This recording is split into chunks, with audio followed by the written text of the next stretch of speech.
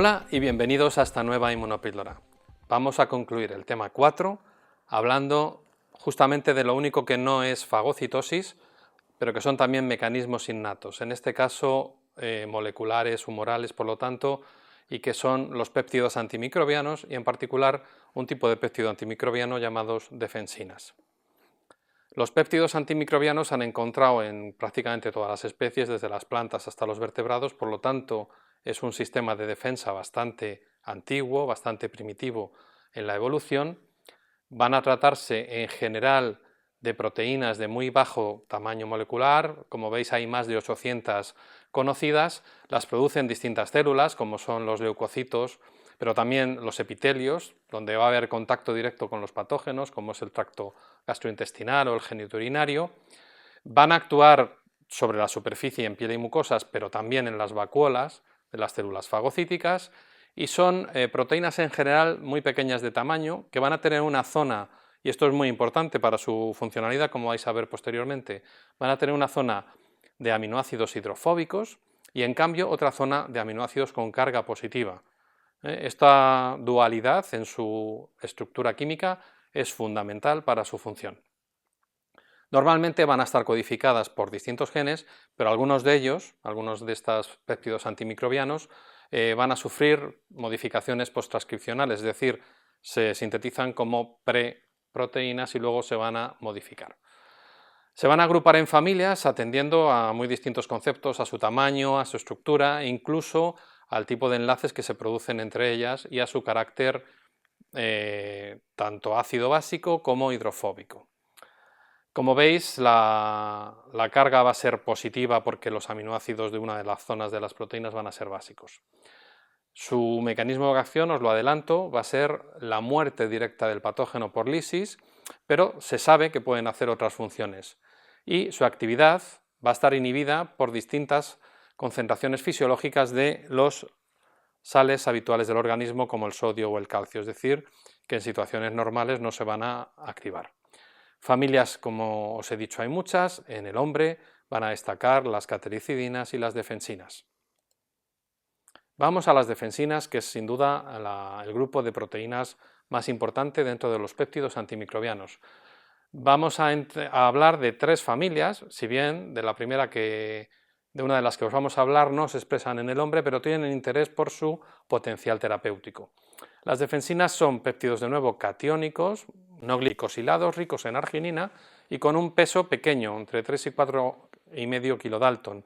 Su longitud es variable, pero es en cualquier caso muy corta, entre 15 y 45 aminoácidos, y se dividen, como os decía, en tres familias. La familia alfa y beta sí que se expresan en el hombre. La familia alfa, como veis, tiene entre 29 y 35 aminoácidos, en tanto que la familia beta tiene entre 36 y 42 aminoácidos.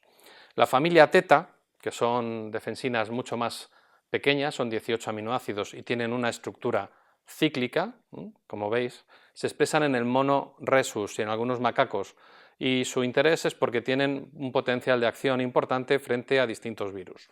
Por eso las incluimos aquí. Pero, como os decía, en el hombre solo se expresan las defensinas alfa y beta. Evolutivamente hemos visto que es un sistema primitivo, tan primitivo como que este es el sistema más reciente publicado sobre defensinas, el esquema, perdón, en donde defensinas producidas por plantas nos cuentan su acción antiviral. Claro, hay algunos mecanismos claramente conocidos, pero otros todavía, que son los punteados, no se saben. Pero como veis, las defensinas de plantas pueden atravesar la pared de hongos, y esto está demostrado. Bien, vamos con los subtipos en humanos. Las defensinas alfa, aquí tenemos un modelo tridimensional donde veis en amarillo los enlaces disulfuro. Hay 3 enlaces disulfuro y esto es otra de las características claras de las defensinas. En el caso de las alfa está entre las cisteínas 1 y 6, la 2 y la 4 y la 3 y la 5. Hay además 6 subtipos de estas proteínas de defensina alfa, que para nuestra desgracia también se han llamado en algún momento HNPs, Human Neutrophil Peptides, péptidos humanos producidos por los neutrófilos. Sus genes están en el cromosoma 8 y, como veis, aunque se llaman HNPs, Solo los péptidos 1 a 4 son producidos realmente por los neutrófilos, también por otras células fagocíticas, y los péptidos 5 y 6 los producen células epiteliales, tanto las células de Paneb como en el epitelio urogenital. Las beta-defensinas también tienen una estructura muy sencilla, son un poco más grandes, entre 36 y 42 aminoácidos, también constan de 6 cisteínas que establecen 3 puentes disulfuro, solo que ahora entre las cisteínas 1 y 5, la 2 y la 4 y la 3 y la 6, y estas defensinas se van a producir fundamentalmente más en los epitelios. Como veis, tanto en el tracto respiratorio como en el geniturinario, como en incluso las glándulas mamarias. Así que son más péptidos epiteliales y en este caso su nombre sí que es Human Beta Defensins, de ahí las siglas HBD. Las funciones de las defensinas, como os he dicho, una es romper líticamente el microorganismo, la bacteria, el virus, el hongo, pero también se sabe que pueden entrar en el interior de nuestras células y por lo tanto tienen acción intracelular, aunque muchas de ellas están por entenderse, y van a tener también capacidad de modular la respuesta inmunitaria, entre otras cuestiones porque tienen capacidad quimiotáctica para atraer distintas células. Aquí veis como las alfa-defensinas atraen fundamentalmente a monocitos y linfocitos, mientras que las beta-defensinas van a atraer también a células dendríticas y monocitos. Veis que cada péptido tiene actividad quimiotáctica o de atracción sobre distintos tipos celulares. Aparte, por lo tanto, de lisar el patógeno, de inducir liberación de citocinas, activan el complemento, la quimiotaxis que acabamos de ver, pueden inducir la degranulación de mastocitos, tienen actividad estimuladora de la inmunidad tanto celular como humoral, entre otras cosas se sabe que activan las células dendríticas y se sabe que pueden regular los canales de calcio y cloro al menos in vitro. Como ya os he adelantado, algunas tienen también actividades antivirales y pueden incluso neutralizar, pueden tener acción neutralizante sobre toxinas de los patógenos. Así que muchísimas acciones y por lo tanto muchísimo arsenal terapéutico, que es por lo que están cobrando mucha potencia en los últimos años la investigación sobre defensinas. Aquí vamos a ver el mecanismo básico de acción, como tienen esta doble característica hidrofóbica catiónica. Aquí vemos una bacteria recubierta por defensinas y vamos a ver ahora el detalle de cómo actuarían los péptidos.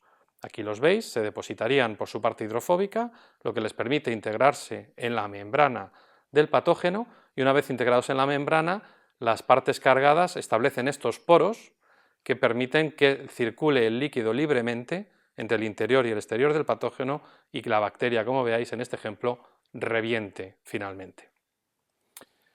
Este mecanismo de acción, que es el más directo, es el llamado poro en barril, lo acabamos de ver en imágenes, aquí lo tenéis un poquito más detallado, cómo puede circular el líquido entre el interior y el exterior, pero se pueden formar otros tipos de poros, dadas las atracciones electrostáticas entre las cargas de los péptidos, y ya os recuerdo, parte hidrofóbica, parte catiónica, y se pueden hasta desprender poros, trozos de la membrana del patógeno.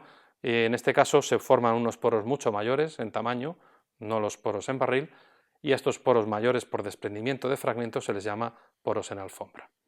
Así que en cualquiera de los casos producen choque osmótico finalmente del patógeno. Hemos visto en esta entrega qué son los péptidos antimicrobianos, cuáles son las familias y las características generales.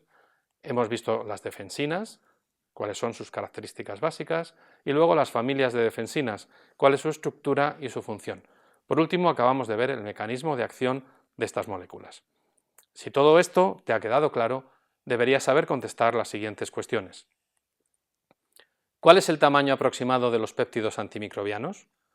¿Qué característica química les hace tan potentes? ¿Cuál sería la mejor definición de PAM, péptido antimicrobiano? ¿Cuántos subtipos de defensinas funcionales humanas hay? ¿Qué células producen las defensinas alfa? ¿Y las beta? ¿Cuáles son los enlaces químicos que determinan la familia de defensinas? ¿Cuáles son 3 funciones conocidas de las defensinas? ¿O cómo se construye un poro de defensinas en la superficie de una bacteria? Si has sabido contestar todas, enhorabuena, porque el tema 4 lo tienes ya completamente trabajado. Si tienes dudas, Puedes volver a ver el vídeo todas las veces que necesites y volver a hacer la autoevaluación. Nos vemos en el tema siguiente.